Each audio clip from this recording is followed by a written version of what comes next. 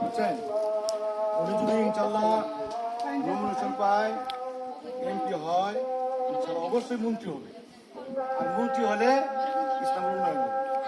আপনার ছেলের চাকরি হবে, আপনার মেয়ের চাকরি হবে, বেকারত্ব দূর হবে, মিঠা গালা হবে, আপনার ছেলে ঢাকা শহর যা করতে হবে। আলাপ করে এখানে গেছিলাম তো, হ্যাঁ, আমার মাতার কথা বেশি বলা হয়।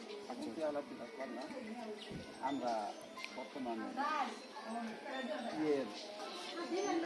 জলবায়ু নির্বাচন করি। এখন হালিম সচিব আরো যদি কেউ পায় নবীর সংসারে দিব, ওই তো আমরা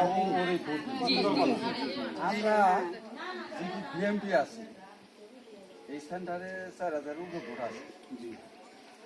এখানে কেমন রামদিক হাতে কোন 10-12 রামদিক আঙ্গ ভাড়া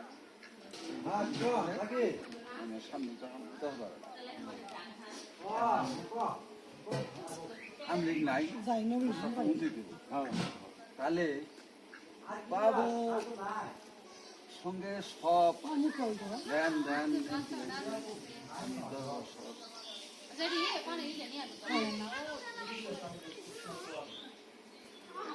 ওয়ার্ডের হ্যাঁ ওয়ার্ড সব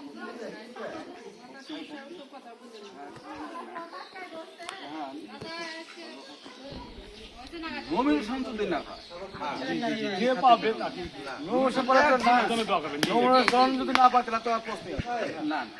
নমিনেশন যদি পায় তাকে ভোটটা দিবে, ধানের শীষ আমাকে ভোটটা দিবে। হ্যাঁ আমি দেবো সুন্দর কথা খুব সুন্দর কথা। আর অযোগ্য না এখন মানুষ অবসরে কিনে গাওয়া না বাবু কত জি জি জি সবার চেয়ে উনি যোগ্য ক্যান্ডিডেট জি এই তো ভেজাল অসুবিধা নাই, নমিনেশন ইনশাল্লাহ হালিম চৌধুরী পাবে ওনার পক্ষে ইনশাল্লাহ। এটা কোনো চিন্তার কোনো কারণ নাই, আল্লাহ আশা করবো ইনশাল্লাহ। গ্রামের নাম কি? পশ্চিম বলিয়া দেওয়া। জি জি যারা খাল গেছে না ওই খালের ওই পারে পশ্চিম পাশে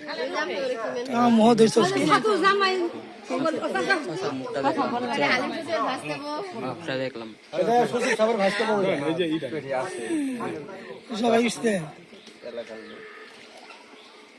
ওরা চিন্তা করবেন না যে বাবু নমিনেশন না পাইলে হালিম সচিব পাইলে জি এলাকার মানুষ ধানের শীষ প্রতীক যেভাবে তাকে আমরা যারে খালেদা জিয়া নমিনেশন দিব তারই ভোট দেব।